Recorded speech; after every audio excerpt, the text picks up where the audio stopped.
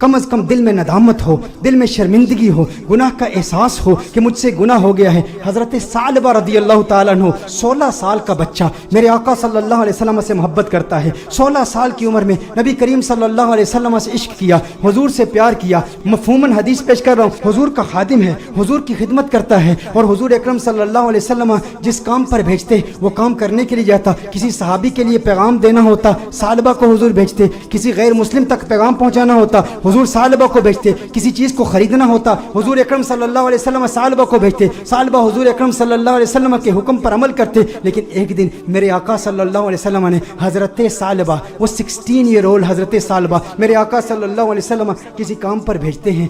आधे दिन का काम था लेकिन बहुत वक्त हो गया, सालबा वापस नहीं आए। सालबा कहाँ गए? जब वापस आ रहे थे तो देखा कि एक हम्माम है, उस हम्माम में एक औरत नहा रही है, एक पर्दा लटका हुआ है, हवा का तेज झोंका आता है, पर्दा उठता है, उनकी नज़र उस औरत पर पड़ जाती है। उनके दिल में कुछ रग़बत हुई, कुछ मैलान हुआ, दिल में ख्याल आया, है सालबा दूसरी नज़र तो हराम है लेकिन आज तूने किया क्या? आज तूने इस औरत को देख लिया, ये औरत नहा रही थी, तूने इस हालत में देख लिया। तेरा दावा ये है कि तू हुजूर अकरम सल्लल्लाहु अलैहि वसल्लम का गुलाम है। इतनी कम उम्री में अल्लाह जल्ला वाला ने तुझे इतना बड़ा मकाम दिया, इतनी बुलंदी दी। दुनिया तुझे खादिम मुस्तफ़ा कहती है, दुनिया तुझे हुजूर अकरम सल्लल्लाहु अलैहि वसल्लम का सहाबी कहती है। हुजूर का खिदमत गुजार होके इस औरत को तूने देखा। सालबा पर रिक्कत तारी हो गई, इस कदर रोए, चेहरा आंसुओं से भीग गया। सालबा रोते हुए अपने आप से ये कहते हैं, हो ना हो मेरे आका सल्लल्लाहु अलैहि वसल्लम पर ये वही नाजिल हो चुकी होगी, अल्लाह ने कलाम किया होगा कि सालबा मुनाफिक हो गया है। हुजूर अकरम सल्लल्लाहु अलैहि वसल्लम की खिदमत में रहने वाला और इस तरह इस औरत को देख लिया, अल्लाह जल्ला वाला की वही आ चुकी होगी, किस मुंह से हुजूर की बारगाह में जाऊंगा? है सालबा अब तू इस बात का हकदार नहीं कि तू हुजूर की बारगाह में जाए। उस 16 साल के बच्चे के जहनी ख्यालात और उसके जहनी इर्तिका को जरा चश्मे तसव्वुर से देखें, तखय्युल बांधें कि उसको अल्लाह जल्ला वाला ने कितनी फिरासत दी, किस कदर नदामत, शर्मिंदगी, शर्मसारी की कैफियत उसके दिल में पैदा हुई। ये शर्मसारी की कैफियत कि हमारे दिल में भी है, हम इंसान हैं, गुनाह इंसान से हो जाता है, लेकिन गुनाह के बाद हमारा रिएक्शन क्या होता है? हम क्या ढीठ हो जाते हैं? एक गुनाह हो तो उसके बाद 10-10 गुनाह करते हैं। घर में तन्हाई में पोर्नोग्राफी देखने वाले भी इस बात पर गौर करें, औरतों से बातें करने वाले भी इस बात पर गौर करें कि जिसके दिल में डर हो, जिसके दिल में खौफ हो, जिसे हुजूर का कुर्ब मिला हो, उसके दिल की कैफियत कैसे बदलती हैं। सालबा रज़ियल्लाहु ताला अन्हु रो रहे हैं, उन पर रिक्कत तारी है, हुजूर की बारगाह में हाजिर नहीं होते। सालबा कहाँ जाते हैं? पहाड़ पर जाके इबादत करते हैं, अल्लाह को याद करते हैं, रोते हैं। अब नबी करीम सल्लल्लाहु अलैहि वसल्लम ने नमाज पढ़ाई, सलाम फेरने के बाद अपने सहाबा से हुजूर ने खिताब किया, है सहाबा सालबा कहाँ है? एक काम पर भेजा था। सहाबा अर्ज करते हैं, या रसूलल्लाह सल्लल्लाहु अलैहि वसल्लम सालबा तो आधे दिन का काम था, अभी तक वापस आए नहीं, अभी वापस पहुंचे नहीं। नबी करीम सल्लल्लाहु अलैहि वसल्लम ने इरशाद फरमाया, तुम जाओ सालबा को तलाश करो। एक हफ्ता गुजर गया, सालबा नहीं मिल रहे, लोग सालबा रज़ियल्लाहु ताला अन्हु को तलाश कर रहे हैं। दूसरा हफ्ता गुजर गया, तीसरा हफ्ता गुजर गया। मेरे आका सल्लल्लाहु अलैहि वसल्लम ने हज़रत फारूक आज़म रज़ियल्लाहु ताला अन्हु और हज़रत सलमान फारसी रज़ियल्लाहु ताला अन्हु जैसे जलीलुल क़द्र सहाबा का इंतखाब किया, कहा तुम जाओ उसे तलाश करो। मेरे आका सल्लल्लाहु अलैहि वसल्लम ने इन सहाबा किराम अलैहिम रिदवान को भेजा। अब ये सहाबा तलाश कर रहे हैं, 40 दिन हो गए, गलियों में तलाश कर रहे हैं, बाजारों में तलाश कर रहे हैं, देहातों में तलाश कर रहे हैं। आखिर वो वक्त आया कि जब वो शहर के मज़ाफ़ात तक पहुंच गए, वहाँ पर बुलंद पहाड़ थे। चरवाहों को देखा, उनसे पूछा, कहा इतना कद है, इतनी उम्र है, रंगत ऐसी है, नकूश ऐसे हैं, क्या इस बच्चे को तुमने देखा है? ये बच्चा 40 दिन से गायब है, हमें नहीं मिल रहा। उन्होंने कहा, क्या तुम उस रोने वाले बच्चे का जिक्र करते हो,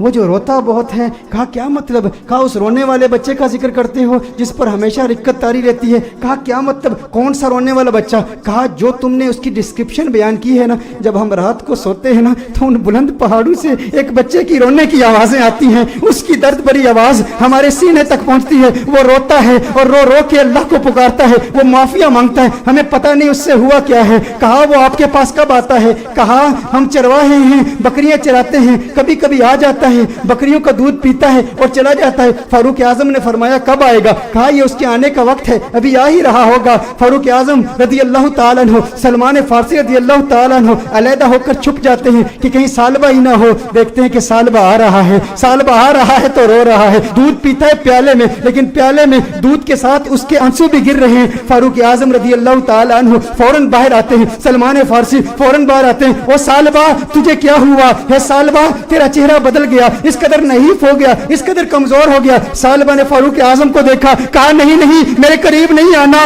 سالبہ منافق ہو گیا ہے, وہی آ گئی ہے, اللہ نے فرما دیا ہے. کہا کاہے کی باتیں کرتا ہے, کیسی باتیں کرتا ہے؟ کہا نہیں نہیں میں اس لائق نہیں کہ تم میرے قریب ہو جاؤ, میں جانتا ہوں حضور تک پیغام آ گیا ہے, میں ڈرتا ہوں. کہا سالبہ ہمارے ساتھ ہو. فاروق اعظم نے فرمایا ہمیں حضور کا حکم ہے. سالبہ نے بھاگنے کی کوشش کی, کہا کس منہ سے آقا کی بارگاہ میں جاؤں, اس چہرہ بددعا کو بھی دیکھتا ہوں اور ان حسیناؤں کو بھی دیکھتا ہوں. کہا سالبہ آقا کا حکم ہے. فاروق اعظم نے فوراً سالبہ کو پکڑا, حضور کی بارگاہ میں پیش کرتے ہیں. سالبہ کمرے میں جاتے ہیں, اس قدر بیمار ہیں, اس قدر کمزور ہو گئے ہیں, ایک صحت مند بچہ اس قدر کمزور ہو گیا رو رو کے. سالبہ رضی اللہ تعالیٰ عنہ 40 دن مسلسل پہاڑوں میں روتے رہے, اب کمزوری کی وجہ سے بیٹھ بھی نہیں سکتے, بستر پر لیٹ جاتے ہیں. اور پھر اس کے بعد میرے آقا صلی اللہ علیہ وسلم کمرے میں تشریف لاتے ہیں.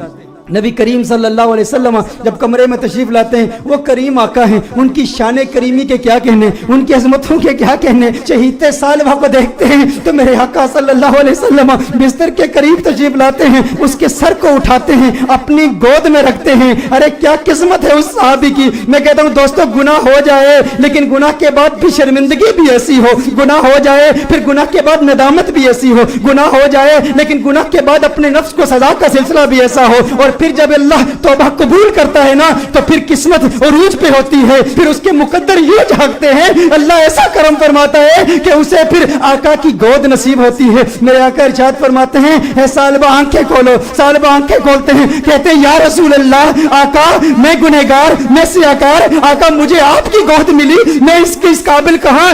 آقا مجھے پتا ہے وہی آ گئی ہے, مجھے پتا ہے آیت آ گئی ہے, آپ کو بتا دیا گیا ہے کہ سالبہ منافق ہو گیا. یا رسول اللہ صلی اللہ علیہ وسلم میں اس قابل نہیں کہ آپ کی گود میں لیٹوں. سالبہ کہتے ہیں یا رسول اللہ صلی اللہ علیہ وسلم میں نے ایک عورت کو یوں دیکھ لیا. میرے آقا نے ارشاد فرمایا تو پھر تو توبہ کر لے. سالبہ کہتے ہیں مجھے ڈر ہے اس بات کا کہ جہنم کے نچلے درجے میں مجھے پھینکا جائے گا, مجھے جلایا جائے گا. حضور نے ارشاد فرمایا مومن ڈرتا بھی تو ہے لیکن مومن کی ایک اور کیفیت بھی ہے, وہ امید کی کیفیت ہے. کہا اللہ سے امید کیا رکھتا ہے؟ کہا امید تو یہ ہے کہ میرے اللہ مجھے معاف کر دے گا. حضور نے ارشاد فرمایا پھر اللہ سے جو تو زن رکھتا ہے اللہ کو اپنے زن کے مطابق پائے گا, یہ امید رکھ کہ میرا اللہ تجھے معاف کر دے گا. حضور اکرم صلی اللہ علیہ وسلم نے دستے دعا بلند کیے, سالبہ کو دعائیں دی. جب سالبہ خوش ہو گئے کہ مجھے آقا کی دعائیں ملی اور میرے منافق ہونے کے حوالے سے کوئی آیت نازل نہیں ہوئی, تو اس وقت سالبہ حضور سے عرض کرتے ہیں یا رسول اللہ صلی اللہ علیہ وسلم یوں محسوس کر رہا ہوں